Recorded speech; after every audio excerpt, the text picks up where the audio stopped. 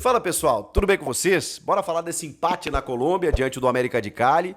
Empate que saiu melhor do que encomenda, porque o primeiro tempo foi ridículo, mas aí o Carrilho entrou, resolveu e o Héctor Hernández até que foi bem, tem outros destaques no jogo. Chega mais, eu sou o Chico Garcia, inscreva-se no canal e vamos juntos porque o Ramon Dias me irritou nesse jogo. Quando eu olhei a escalação do jogo, eu pensei, é aquele jogo pra gente se irritar, né? Não é possível que o Ramon Dias esteja rifando a Copa Sul-Americana. E eu sei que muitos torcedores concordam com isso. Nossa, Sul-Americana, deixa pra lá, tem que pensar no Palmeiras, no fim de semana, no sábado, no Campeonato Brasileiro e tal. Eu preciso dizer que eu não concordo. Eu acho que a Sul-Americana é uma boa possibilidade de um título. E título você não negocia. Olha como é bom, o Corinthians comemorou aí o Campeonato Paulista depois de 6 anos. E o título da Sul-Americana, ele envolve muita coisa, gente. Você vai pra Recopa, você vai direto pra Libertadores no ano que vem, você bota uma taça no armário, é um título inédito, é um jogo único e tal, né? É uma celebração. Cara, eu acho que não dá pra você negociar. Não, Chico, mas a gente tem que pensar no brasileiro e na Copa do Brasil. Vamos falar sério aqui. Eu acho, e já falei pra vocês, que o Corinthians pode ser protagonista no Brasileirão. Eu não sei em que circunstâncias, de que maneira, se vai disputar o título, se vai chegar nas cabeças, se vai ser os primeiros colocados. Eu acho que ele tem condições pra isso. E eu sei que o elenco é difícil, você não consegue ter todo mundo à disposição em todos os jogos com tantas partidas. Eu sei de tudo isso. Mas eu considero a Sul-Americana a grande possibilidade de título do Corinthians. Pode ser que seja campeão brasileiro? Pode. Pode ser que seja campeão da Copa do Brasil? Pode. Mas vamos combinar que é mais difícil, né? Então eu considero a Sul-Americana importante. Só que você já caiu da Libertadores, você já entrou na Sul-Americana, você já perdeu o jogo de estreia. E aí eu pensei, bom, esse jogo o Corinthians vai ter que ir lá e ganhar. E quando eu vi a escalação, eu achei que isso seria muito difícil de acontecer. Como foi? Só que eu talvez não esperasse que o Corinthians fosse jogar tão mal. O primeiro tempo foi escabroso, tenebroso, foi assim pavoroso. Me faltam adjetivos. O Corinthians taticamente não existiu. Tecnicamente foi assim bizarramente mal. Com erros de passe, com displicência em alguns lances. O senhor Thales Magno, depois que renovou o contrato, quero estar errado aqui, mas, cara, ele não tá jogando absolutamente nada. E não é o fato de não estar conseguindo após tentar. É o fato de que ele tá displicente mesmo. A bola tá passando embaixo do pé dele, ele tá perdendo lances bobos, ele tá errando passe, errando lançamento, inversões, ele tá sem confiança. O que tá acontecendo? O cara começou o ano tão bem, né? Pois é, nos últimos jogos, aí o Thales Magno, que foi escolhido como titular hoje do Corinthians, ele foi um dos piores em campo, um dos piores. O Romero fez uma partida horrorosa. Isso sem falar na dupla de zaga, né? Meu Deus do céu, Félix Torres e o André Ramalho.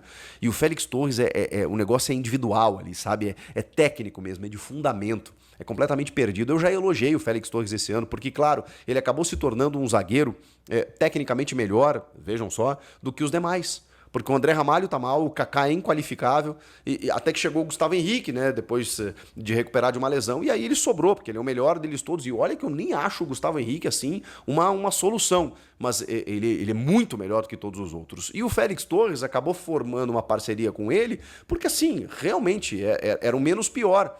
Só que aí você vê nesse tipo de jogo aí, o Félix Torres jogando com o Gustavo Henrique, com o André Ramalho, você pensa, caramba, o que aconteceu? E aí o João Pedro Tchoca, que cometeu uma cagada, né, que fez aquele pênalti lá em Guayaquil, foi simplesmente arquivado, porque é moleque, né? É mais fácil. Então, assim, o Corinthians precisa pensar muito bem em zagueiros, porque, cara, de novo, que partida tenebrosa. No Matheus Bidu, então, defensivamente falando, caraca, tudo errado. No primeiro tempo em que o América de Cali fez poderia ter feito mais, o Corinthians não teve chance de gol, assim. O Héctor Hernández foi um cara esforçado, foi um cara que tentou em algumas ligações diretas, assim, tentar um pivô, tentar um passe aqui e ali, tentando alguma coisa, mas o Romero e o Thales Magno, assim, comprometeram demais o setor ofensivo. E não tinha meia articulação, né? Tava sem Garro, Coronado, Memphis, não tinha quem fizesse isso, o Bidon também ficou no banco, aí ficou um pouco mais complicado, né?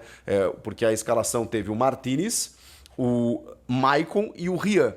Ou seja, 3 volantões, né? Volantões, assim, não tinha nenhuma meia articulação. O Corinthians foi lá para para perder de pouco, para não perder, mas muito menos para ganhar. Para ganhar e que não foi. E aí eu olhei e falei assim, caramba, estamos sendo chamados de trouxas aqui com a TV ligada assistindo esse jogo. Porque é claro, está muito claro, não só pela escolha do técnico, mas por esses jogadores que o Corinthians não quer essa competição. E não quer ganhar esse jogo. Ficou muito claro para mim. Só que aí é aquela coisa, né? O Corinthians é muito grande, né, cara? A camisa é muito forte. O Corinthians foi suportando aquela pressão, foi suportando a pressão. Teve o gol do Luiz Ramos, né? Que estava na cara, era questão de tempo ele acontecer. Mais uma vez numa falha defensiva, né, num chute de perna esquerda muito potente no canto do Donelli, indefensável. Acho que o Donelli até fez algumas intervenções boas, estava fazendo a parte dele, né? E aí começa o segundo tempo, o Ramon não mexe no time, depois de um primeiro tempo assim, nojento, que você olhava assim, caraca, não dá pra tirar nada desse jogo. Ele não mexe no time. Com 1 minuto, 2 minutos ali, os caras já tinham feito com o Luiz Ramos, com o Luiz Ramos não, com o... esqueci o nome do cara, o que fez o segundo gol. Enfim, segundo gol, tava 2-0 pros caras no começo do segundo tempo, só que aí... a sorte do Félix Torres, foi a única coisa boa que ele fez no jogo, foi disputar aquela bola. E aí, como o cara que estava impedido ali atrapalha ele, o gol foi anulado. E foi a sorte do Corinthians. Só que aí o Ramon acordou. E ele pensou, tá, vamos lá, vamos tentar fazer alguma coisinha nesse jogo aqui. E aí olhou para o banco de reservas, Yuri, Alberto, Breno Bidon e André Carrilho.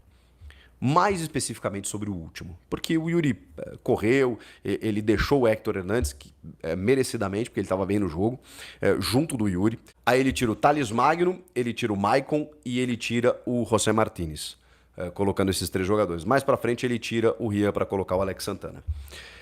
O André Carrilho, ele simplesmente mudou o jogo. Mudou o jogo. Ele caiu pelo lado direito e aí ele começou a criar todas as oportunidades de ataque do Corinthians. Ele deu uma bola para o Héctor Hernandes cabecear num peixinho em que o goleiro faz um milagre, ali já seria o gol. Ele deu outro passe, ele fez outras jogadas ali que acabaram originando uma boa possibilidade de ataque do Corinthians. Do próprio Héctor, né, que ele cruza e o Héctor domina, coloca na frente e perde um gol, que a bola passa isso aqui do lado da trave. Mas eu vou falar, tá? Apesar dos gols perdidos, eu gostei do Héctor, tá? Acho que ele pode ganhar mais tempo. Até para ter uma sequência, né? Porque é um cara que sempre entrou nos minutos finais, sabe? Nunca teve uma sequência, nunca foi... Dessa vez ele teve um pouquinho mais de tempo, a gente já viu que, cara, ele incomodou. Ele estava envolvido com o jogo, diferentemente de vários ali que estavam meio que dando de ombros para a partida. Ele não. Aí ele faz essas 2 jogadas e depois... o Carrilho de novo encontra o Mateuzinho, aí tem o mérito do Mateuzinho de avançar, de ocupar o espaço, e aí ele tabela com o Héctor Hernandes, o Héctor Hernandes dá uma deixadinha, uma assistência primorosa, o Mateuzinho chuta de esquerda e conta com o desvio para empatar o jogo, e só aos 35 do segundo, quando o Corinthians já era muito melhor pelas trocas, se colocou no campo de ataque, o América de Cali cansou e o Corinthians foi lá e buscou um empate. É muito forte, é muito grande esse Corinthians, porque, pelo amor de Deus, foi talvez assim, os piores 45 minutos que eu vi recentemente assim do Corinthians. E olha que assim, cara, eu tenho visto jogo ruim, tá? Mas foi horroroso, foi nada, assim, nada. E aí me leva a crer que se o Corinthians tivesse forçado um pouquinho, que se tivesse jogado com titulares, sei lá, não tivesse tantos desfalques, é verdade, né? Poxa, não tinha tanta gente... poderia ter voltado com uma vitória. E isso indica também que daqui a pouco no jogo de volta, né, quando o Corinthians recebeu o América de Cali na Neoquímica Arena, possa conquistar um resultado positivo. E não aquela coisa horrorosa que foi a derrota para o Huracan na estreia. Também um jogo da ressaca do título paulista. Toda essa configuração existe. O fato é que o América de Cali, que já tinha vencido na estreia, empatou agora, tem 4 pontos. O Corinthians tem 1. Só classifica o primeiro. O Huracan vai jogar contra o Racing, ele já tem 3 pontos que ele ganhou do Corinthians. Se ele ganhar, ele vai a 6. E aí vai ter 6, 4, 1. Corinthians, 1 pontinho. Ele vai ter que buscar ponto fora, ele vai ter que ganhar do Huracan lá, ele vai ter que ganhar os jogos em casa. Não vai ter jeito. De novo, o Corinthians vai ter que fazer uma epopeia para classificar na Sul-Americana, direto para as oitavas, ou pelo menos chegar em segundo para disputar um play-off com os terceiros eliminados lá da Libertadores para tentar chegar nas oitavas. Eu acho que a Sul-Americana ainda é uma boa possibilidade. Te dá prestígio internacional, você tem calendário, você pode ganhar um título importante, mas enfim, está muito claro que o Ramon prioriza o Campeonato Brasileiro, está fazendo isso, talvez por ser um derby, né? Mas acho que se fosse o Mirassol no final de semana, talvez ele pensasse da mesma maneira, porque o que eu concordo é a gestão física. Ok, você tinha machucados, o Memphis e o Coronado, por exemplo, que não tem lesão configurada, mas eles precisavam de uma preservação das pancadas que sofreram no final de semana. Ok, isso eu entendo. Mas assim, pô, ele levou caras pro banco que ele preferiu deixar no banco para colocar no segundo tempo. E aí a gente viu uma atuação horrorosa que também poderia ter sido melhor, mesmo com os caras que lá estavam. Porque o Thales Magno não joga essa bolinha curta que ele tá jogando. Entendeu? O Rian já jogou mais. O Maicon a gente já sabe a qualidade dele, mas não.